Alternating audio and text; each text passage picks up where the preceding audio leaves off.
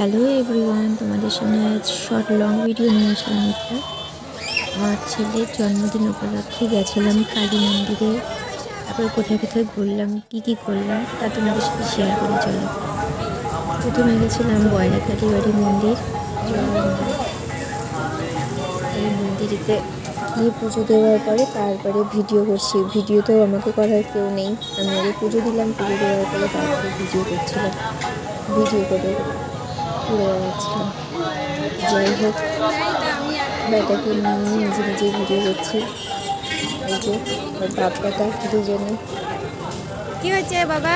এবার আমরা ওখান থেকে গেলাম মিষ্টির দোকানে। গিয়ে ছোটোবেলা থেকে এখানেই খাওয়া, এখানকারই পুরি তরকারি আমি ভালোবাসি। যাই হোক, খাওয়া দাওয়া হওয়ার পরে পুরো কালীগঞ্জের ধামের দিকে রওনা দিলাম। কত গ্রাম, দূর গ্রামের ভিতরে মন্দিরটা। চলে এলাম মন্দিরটা, দেখো দূরের থেকে দেখা যাচ্ছে।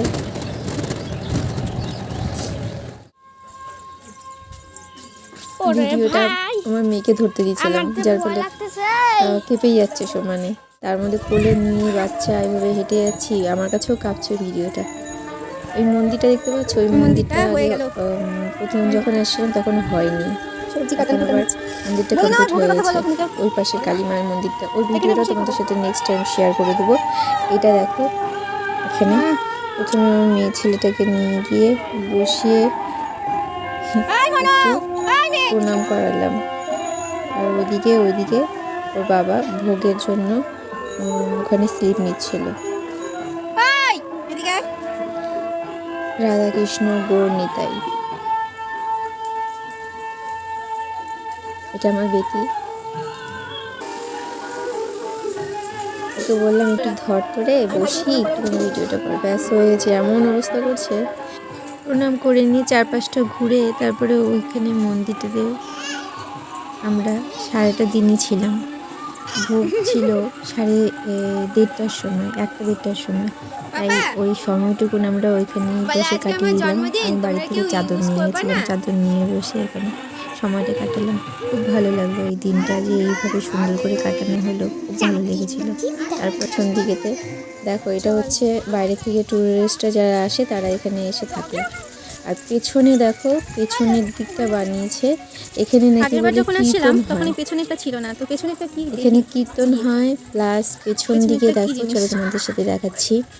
অ্যাকচুয়ালি জায়গাটা এতটাই সুন্দর, তোমাদেরকে দেখো চারপাশে শুধু জমি বলতে ধানের চাষের জমি, শুধুই চাষের জমি বলতে পারি। একটা ঘোর গ্রামের ভেতরে মন্দিরটা কেউ ভাবতে বা বুঝতেও পারবে না এখানে এত সুন্দর একটা মন্দির আছে, এত বড় মন্দির। এখানে নাকি বলে এখানে গোশালের গোশালা কেন বলছি না, বড় জায়গাটা, এখানে কীর্তন হয়। আর দ্বিতীয়ত খাওয়া দাওয়া করানো হয়, যে রাস পূর্ণিমা, তারপরে কীর্তন বড় এখানে কীর্তনও হয়, আর হচ্ছে প্রসাদ খাওয়ানো হয়। দেখো পেছনে কতগুলো উনুন আছে, এখানে বাইরে কীর্তন লোক আসলে এখানে কীর্তন হয়, আবার অনুষ্ঠান যখন হয় তো এখানে খাওয়া দাওয়া রান্না হয়। এখানে কতগুলো উনুন, বড় বড় উনানও আছে এখানে। আর চারপাশে আগেবার যখন আসছি তখন এটা ছিল না, এটা নতুন হয়েছে না? দেখে নিশ্চয়ই আগেবার যখন আসছি তখন ছিল না এটা। এখন ভোগ আরতির সময় হলো। দুঃখজনক বশত যে তোমাদের সাথে ভোগটা শেয়ার করতে পারিনি, মানে ভোগের ভিডিও বলো, ফটো বলো, কিছুই উঠাতে পারিনি। তো এই সময় যখন ভোগ আরতি হচ্ছিলো তখন আমিও একটু গেলাম। আমার পেছনে ভিডিও করার মতন কেউ নেই, আমি দূরের থেকে এই ভিডিওটা কমপ্লিট যতটুকু করছি। এই সময়তে গিয়ে আমি একটু পরিক্রমা করে নিলাম, আর ভিডিওটা সেটা করা হয়নি, আর ভোগটাও দেখানো হয়নি, সরি। তো ভিডিওটা কেমন লাগলো একটু কমেন্ট করে জানাবেন।